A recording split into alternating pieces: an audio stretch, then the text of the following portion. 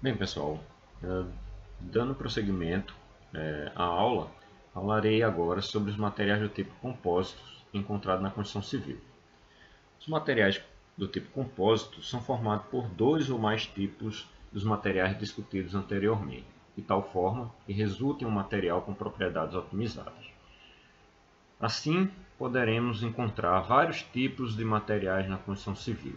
O mais conhecido, o material, composto na construção civil, do concreto, né, formado pela mistura de cimento com agregados graúdo e miúdo. Um outro a telha translúcida com fibra de vidro. Percebam que essas fibras podem ser incorporadas a outros materiais e se apresentar de diversas maneiras, tá? Como apresentado na figura. Nós temos ainda a telha sanduíche, né, que já foi falado em sala, que é a junção de material metálico com recheio de material térmico acústico. Nós temos ainda o concreto translúcido, como uma alternativa decorativa para ambientes internos, mas a princípio sem função estrutural. Nós temos reforço estrutural utilizando fibras de carbono, seja para absorver sobrecargas não previstas no projeto ou para recuperações estruturais provenientes de manifestações patológicas. Esse material de reforço ele é fixado na estrutura com resina à base epóxi. Tá? Nós temos ainda a broca diamantada, né? São brocas de liga metálica com adição de diamantes para perfurar concreto, mármore, granito, tijolo, blocos estrutural, cerâmica, porcelanato, azulejo, entre outros tipos de materiais. Bom, esses são apenas alguns, tá? Veremos outros tipos de materiais depois. Os materiais compósitos são materiais formados por um material de reforço com características apropriadas ao produto, né, questão de desempenho, e um material compatível que serve de matriz de tal forma que podem ser identificados pelas interfaces que os separam. É primordial que haja a compatibilização entre os componentes e que esses não se dissolvam uns nos outros. Então, os reforços podem se apresentar de diversas maneiras, tá? Em formato de partículas, tá? Como é o caso do concreto e asfalto, fibras, né? De carbono, de vidro, de nylon, de poliestireno, Kevlar, entre outras. Laminares, como no caso das telhas do tipo sanduíche, e naturais, como as fibras de madeira. O Cermet, tá? Coloquei aí esse exemplo, ele é um composto, também é muito utilizado em materiais de corte, tá? Ele é formado pela junção de material metálico com cerâmicas para obter produtos com alta capacidade de corte a elevadas temperaturas sem maiores desgastes do disco de corte. As matrizes podem ser do tipo metálica, cerâmica e polimérica, assumindo as características do próprio componente base. A utilização de material reforço deve ser limitada a cerca de 80% da mistura para garantir o envolvimento total pela matriz.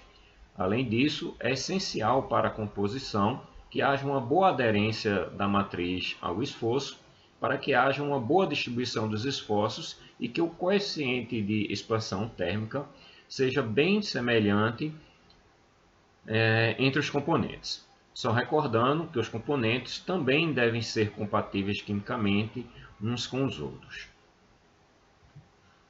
Os compósitos formados por matriz polimérica se dá conforme o quadro, onde a matriz transfere os esforços mecânicos para o material de reforço, normalmente mais resistentes que a matriz.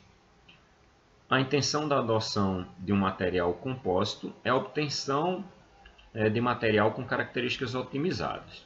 Desse modo, um material formado por uma matriz metálica e um reforço fornece propriedades otimizadas em relação ao material concebido por matriz não reforçada. Esta máxima ocorre pois o novo material assume as características dos componentes da mistura. Por esse motivo, em relação aos compósitos de matriz polimérica, os compósitos formados por matriz metálica suportam temperaturas superiores por assumir as características do material base envolvente. Esse exemplo mostra compósito formado por uma matriz material de matriz cerâmica, tá? O carbeto de silício, de elevada dureza, reforçada por outros componentes para obter maiores capacidades de resistência, tá?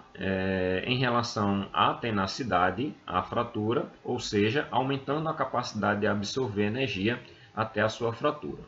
Percebam que os resultados dos compósitos são superiores aos materiais formados apenas pelo carbeto de silício. Outro exemplo de obtenção de propriedades otimizadas pelo compósito com ganho de resistência. Nesse slide aqui mostramos a visão do concreto sobre a ótica de um compósito, ou seja, um material formado por uma matriz envolvente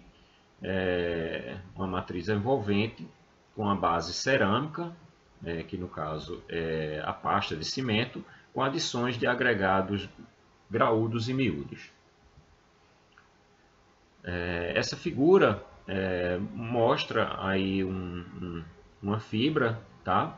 E mostra a importância da aderência da matriz à fibra para garantir uma boa distribuição dos esforços e, consequentemente, o ganho de resistência. As fibras são muito utilizadas nos concretos, principalmente para prevenir fissuras provocadas por tensões geradas pela retração do concreto e no processo de endurecimento, quando ocorre uma redução do volume inicial pela evaporação da água da mistura, principalmente em grandes volumes. A princípio, a adoção de fibras não tem previsão de utilização em estruturas de concreto armado.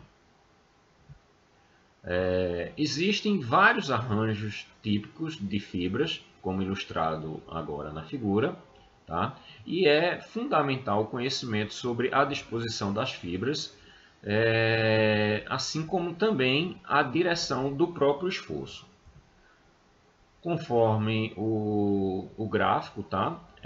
A resistência do compósito será máxima quando as fibras estiverem orientadas na direção do esforço, tornando-se mínima em sua ortogonalidade, por conta da melhor distribuição dos esforços pela fibra à matriz. Bem, aqui eu deixei aqui mais uma lista de exercícios do estudo continuado, tá? Para vocês